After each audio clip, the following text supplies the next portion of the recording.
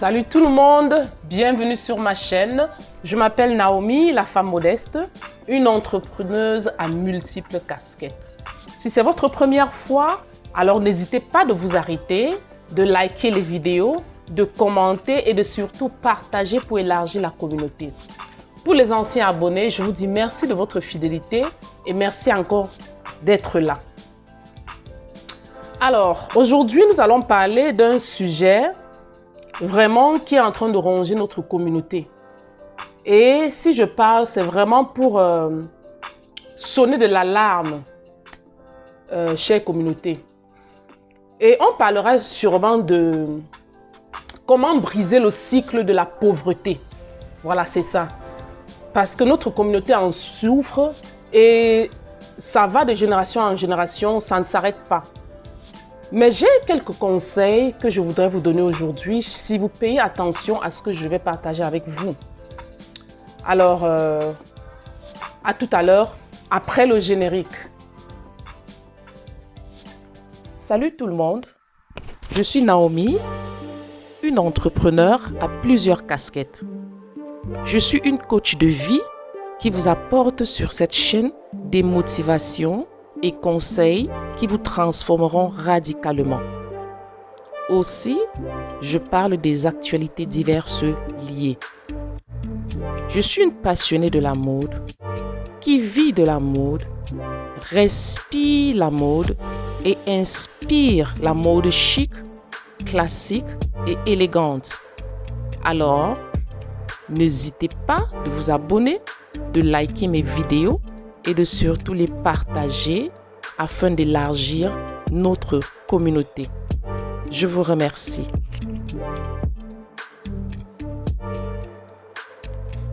Bienvenue encore une fois de plus. Mes amis, j'espère que vous n'avez pas oublié de liker. N'oubliez pas de liker surtout la vidéo. Alors, donc aujourd'hui, je voudrais qu'on parle de comment est-ce qu'on peut briser le cycle de la pauvreté dans notre communauté. Vous savez, nous avons tous eu une éducation où il fallait aller à l'école, avoir un travail et ensuite avoir une maison et finir sa retraite.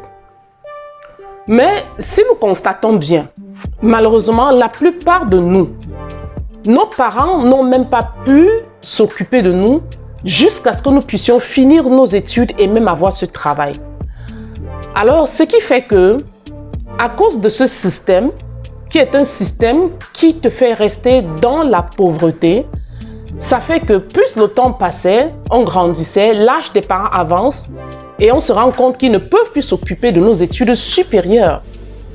Et même ceux qui ont fait le maximum de payer même les études supérieures, ça c'est vraiment ceux qui ont les parents qui ont pu, parce que beaucoup d'entre nous n'ont même pas pu.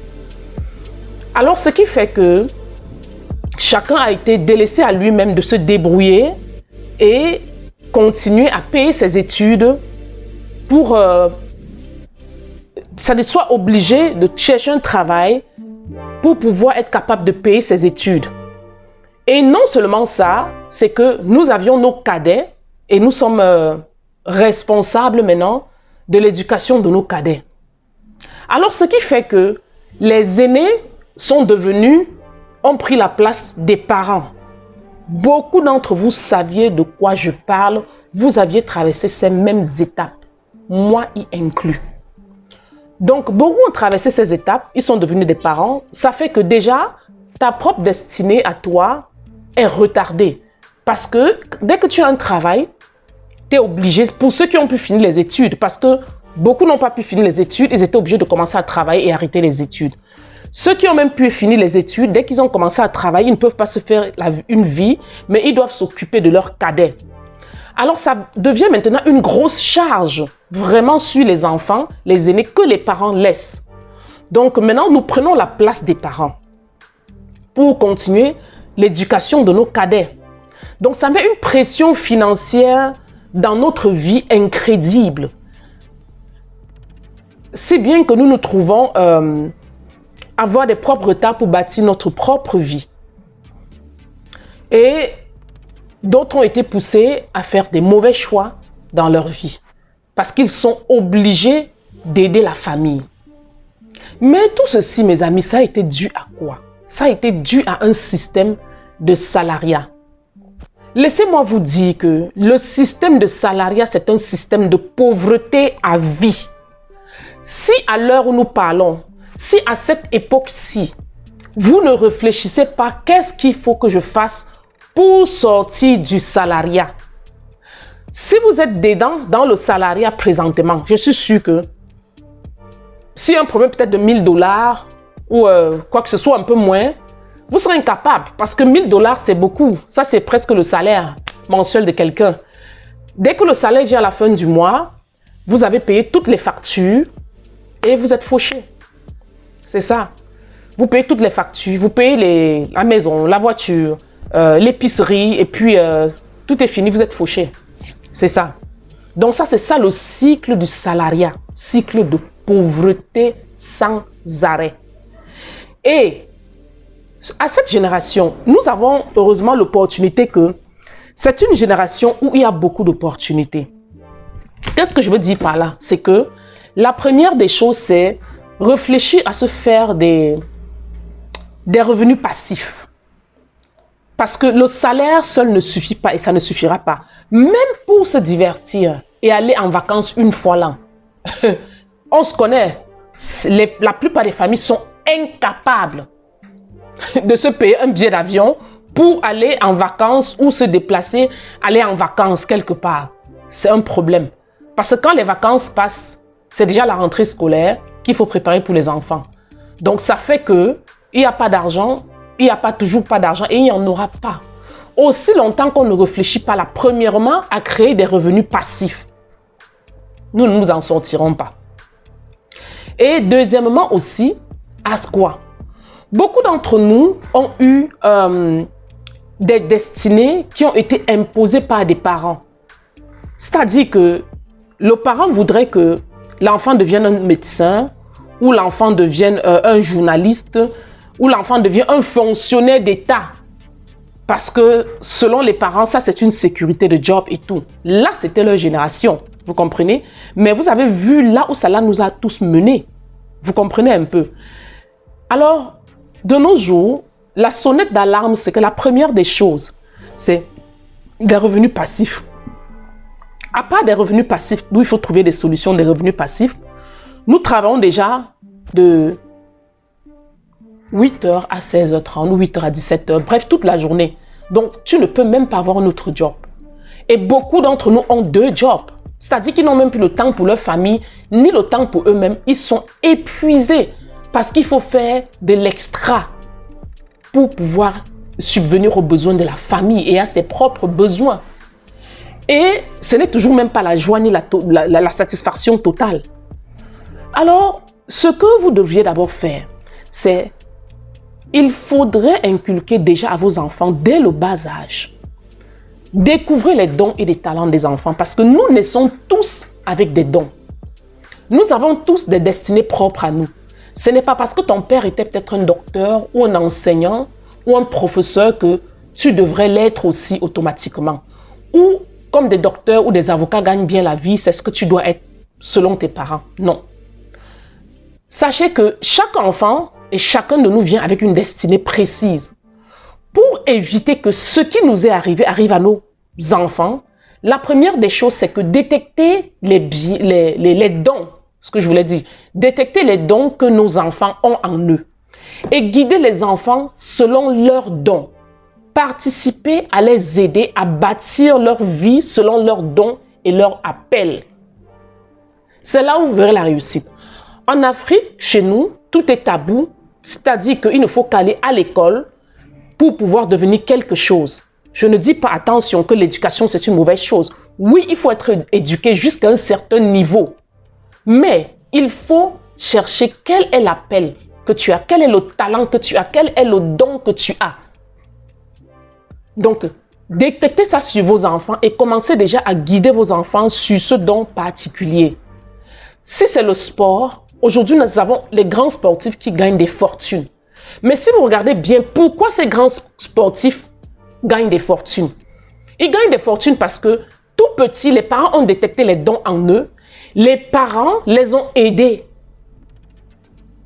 à accomplir leurs dons. Les parents les accompagnaient à leurs activités.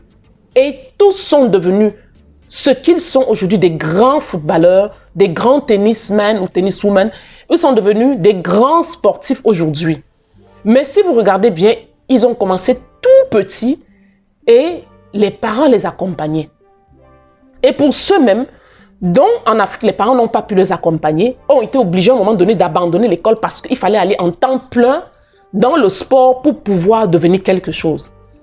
Et c'est pour ça que oui, il faut avoir un certain niveau d'éducation. Ça, c'est important, oui. Je suis d'accord parce que tout le monde ne deviendra pas un professionnel en sport. Tout le monde ne deviendra pas une grande chanteuse ou un grand chanteur.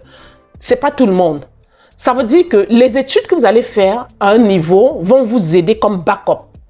Ça veut dire que si jamais votre carrière n'a pas succès au point où vous voudriez, vous avez un backup de votre éducation que vous aviez eu qui pourra vous aider à avoir un job. Mais au moins, vous aurez poursuivi ce chemin déjà pour arriver à votre destinée. Si c'est chanteuse, musicien, footballeur, tout agent sportif ou quoi que ce soit. Et je vais aborder un domaine aussi du travail manuel. Le travail manuel n'est pas valorisé du tout en Afrique, mes amis. Ce n'est pas valorisé. Quand un enfant naît, si l'enfant dit qu'il veut devenir un maçon ou un électricien, on se moque tellement de cet enfant, on se moque tellement de lui que on se dit, mais toi, donc c'est tout ce que tu as vu. Et si je prends un exemple maintenant, une enfant qui aime tellement la coiffure ou la couture, en Afrique, c'est libellé que la coiffure, c'est pour des illettrés, la couture, c'est pour des illettrés. Mais vous oubliez chacun de vous. On a tous un don et un appel. Quand je prends mon cas, par exemple, j'ai un don de coiffure. Depuis que j'étais toute petite, je coiffais depuis l'âge de 9 ans. J'ai commencé à coiffer mes poupées à l'âge de 9 ans, à coiffer des grandes personnes. Je montais sur la chaise pour coiffer les grandes personnes. Et deuxièmement, j'avais cette passion de la mode. Depuis toute petite, je voulais être styliste de mode. Et ma mère aussi est styliste de mode. Donc, j'ai pris ce don à ma mère. Mais moi, j'ai le côté artistique de la mode en moi. C'est-à-dire que je crée, je dessine et je crée des modèles. Ça, c'est le côté artistique. Donc, grandissant, avec mes vêtements, je créais mes modèles et ma mère cousait mes modèles. Et je me rappelle qu'à l'âge de 14 ans, pour une première fois, j'ai relevé le premier vêtement que j'ai fait. J'ai relevé le patron dans Burda et j'ai taillé le vêtement et puis je l'ai cousu. Vraiment, c'était un vêtement. À l'âge de 14 ans, c'était mon premier vêtement. Je me souviens, j'ai passé cette vacance dans l'atelier de couture de ma mère et c'était tellement satisfaisant pour moi de pouvoir, au début, comment relever un patron, comment le tailler, comment mettre du tissu taillé jusqu'à coudre, faire l'assemblage. Et après cela, tranquillement, pas vite, comme j'aime la passion de la mode, j'avais un plan de vie, je voulais être mannequin et je savais que les mannequins ont une carrière pas très longue, c'est normal. Mais je savais que je voulais aller à l'école de stylisme de mode. Mais commençant par être mannequin, et je savais que quand je vais quitter le monde du mannequinat, je vais aller dans la mode. Et donc, je devais faire mes études dedans. Mais malheureusement, ce n'est pas quelque chose que mon père avait aimé. Et mon père n'a jamais voulu me payer des études dans ce domaine, ni m'envoyer à l'étranger, en Europe comme les autres. Donc, ça a été vraiment une catastrophe dans ma vie. Si bien que quand je passe même mon bac, j'ai de la difficulté. Et finalement, j'obtiens un bac marketing, un bac technique et tout, marketing, commerce et tout un tas d'histoires. Et je me retrouve finalement en train de faire des études en secrétariat. Donc, d'où j'obtiens mon diplôme, ce qu'on appelle ici au Canada DEP, donc diplôme d'études professionnelles en secrétariat et bureautique. Et où j'ai fait plus de 10 ans de carrière. Mais laissez-moi vous dire qu'entre-temps, j'avais toujours ce profond appel en moi de la mode. J'avais ce profond appel en moi et je me suis dit, à un certain moment donné de ma vie, je vais arrêter ce que je fais et puis je vais faire ce que j'aime. Parce qu'il n'y a rien de beau que de faire ce que tu aimes et de gagner de l'argent. Et c'est là où finalement, il y a 2 ans, À cause de la Covid, je perds mon emploi et ce fut une opportunité pour moi de rester et réfléchir. Est-ce que je veux vraiment retourner au bureau?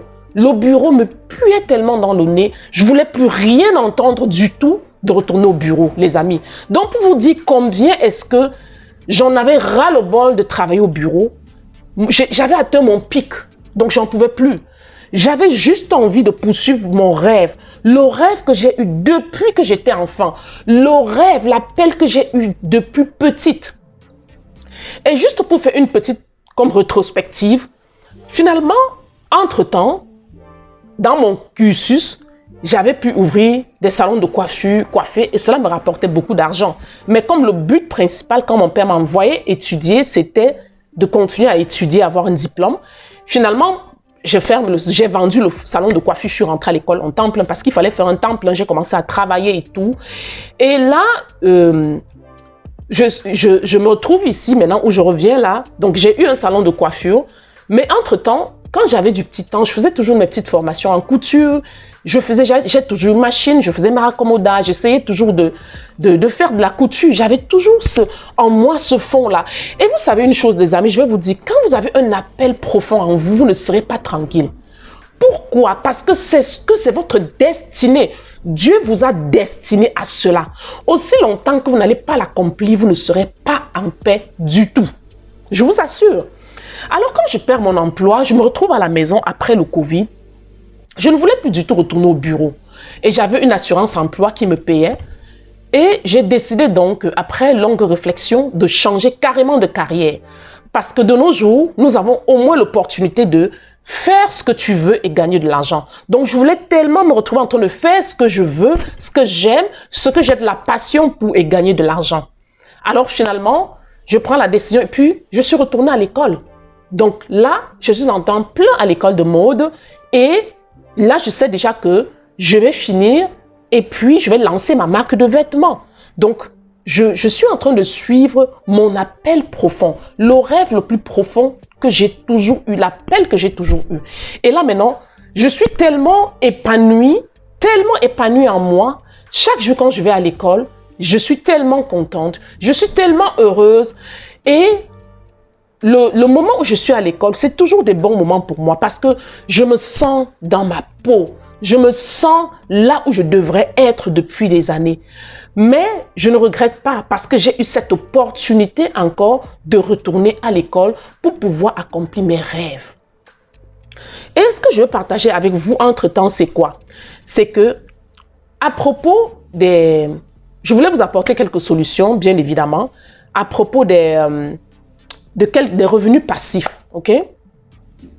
Alors, la première des choses que je vais vous apporter pour commencer à faire des revenus passifs.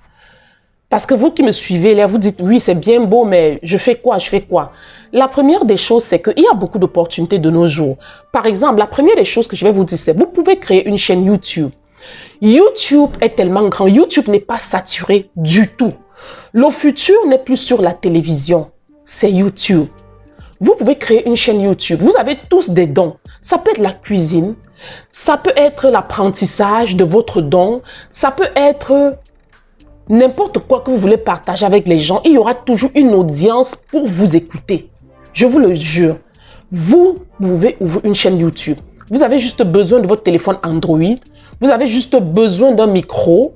Vous n'avez pas besoin des gros investissements. Vous avez déjà, chacun de nous a aujourd'hui un téléphone Android. Vous pouvez l'utiliser et vous achetez juste un micro, une perche. Et je vais vous donner sur la description, vous aurez le lien. Si vous voulez acheter le micro que j'ai acheté, la perche aussi à très bon prix, je vais laisser le lien sur la barre de description. Des informations seront là. Vous allez cliquer dessus et vous allez acheter sur Amazon. Vous allez acheter votre micro. C'est à des très bons prix. Ça coûte vraiment, les prix sont tellement bas que vous ne pouvez ne pas y acheter pour un début. Et acheter une perche. Donc, cela, ça vous suffira. C'est tout. Et la plupart maintenant vous pouvez utiliser la plupart de ce que vous pouvez utiliser pour des vidéos de montage. Il y a beaucoup. Il y a Filmora, il y a KineMaster. Mais moi, j'utilise Filmora. Donc, généralement, Filmora vous donne comme 14 jours gratuits, un truc comme ça. Et puis après, vous payez un abonnement. Vous pouvez prendre un abonnement basique et tout ça. Donc, c'est vraiment pas cher du tout. Et là, vous allez vous débrouiller à essayer de faire des montages. En vous débrouillant, vous allez apprendre vous-même. Là, je vous donne des moyens du départ. Si vous n'avez pas un seul sou, comment démarrer? Vous n'avez pas besoin d'argent, de capital pour démarrer une chaîne YouTube. Je vous assure, les amis. Vous avez la description là pour un micro, une perche, vous avez votre téléphone et vous êtes prête à partager ce dont vous avez la passion de partager. Et deuxièmement, je vais vous donner aussi un autre lien. Ça s'appelle Instacart, Shopper, Instacart. Avec Instacart, c'est de l'épicerie que vous faites pour des gens. Donc, c'est une plateforme comme Uber où vous allez vous inscrire pour faire de l'épicerie pour des gens. Alors, quand vous vous enregistrez sur la plateforme, cela vous demande des informations de votre localisation. Et bien évidemment, ce que vous recevez, vous allez recevoir des alertes. Si vous avez peut-être du shopping à faire, et ils sont liés à beaucoup d'épiceries. Ils sont liés à Walmart, ils sont liés à Costco, ils sont liés à beaucoup d'épiceries et puis d'autres magasins. Ils sont liés à pas mal de magasins. Donc là, ils vont vous donner des alertes et vous cliquez juste, vous acceptez si c'est dans votre direction. Parce que ça vous donne généralement, ça vous détaille, c'est de telle distance à telle distance de chez vous et tout ça. Donc ça vous donne la distance et tout. Donc vous allez pouvoir voir ça. Et puis là, c'est les deux choses que je voudrais vraiment partager avec vous. Et aussi, pour que votre chaîne YouTube soit référencée, je vous conseille TopBuddy. Vous allez aussi voir TopBuddy sur la description. TopBuddy vous aide à ce que vos vidéos soient rapidement référencées. Et TopBuddy va vous aider aussi, TopBuddy, ça va vous aider aussi à donner des meilleurs titres pour vos vidéos pour qu'elles soient détectées et qu'elles soient vite référencées. Donc, le lien est sur la barre de description. Donc, mes amis, je suis vraiment très contente d'avoir partagé ceci avec vous. Et je voudrais juste vous rappeler encore une chose. S'il vous plaît, mes amis, n'oubliez pas de liker la vidéo. Est-ce que vous avez liké? Likez la vidéo. Partagez massivement et j'entends vos commentaires. Est-ce qu'il y a autre chose que vous voudrez me demander? Si vous vouliez ample information, n'hésitez pas de m'envoyer des commentaires pour me demander ces informations. Je vais vous les donner. Je vous en prie. Je voudrais que votre vie change. Ma vie a changé. Je vous partage ce que j'ai appliqué. Ma vie a changé. Aujourd'hui, je suis en train de suivre mes rêves. Je marche selon mes rêves. Je vis une vie épanouie. Je passe de belles vacances. Je passe des week-ends où je veux. Et puis aussi, je vais profiter pour vous parler où j'ai passé mon week-end.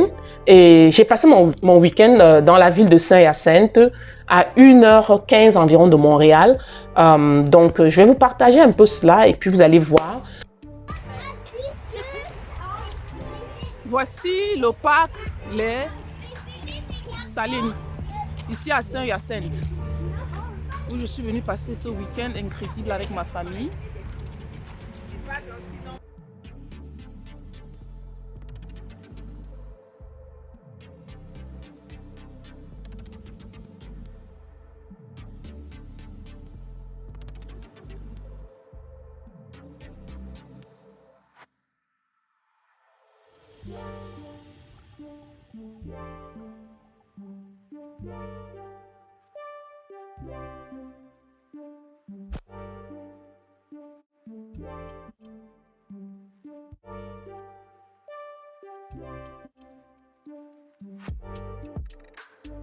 Donc voilà mes amis, je vous remercie beaucoup de m'avoir écouté. Je vous remercie de votre attention et n'hésitez surtout pas de partager massivement cette vidéo qui changera radicalement les vies des gens proches de vous, votre propre vie et même ceux autour de vous. Je vous remercie beaucoup. Peace out.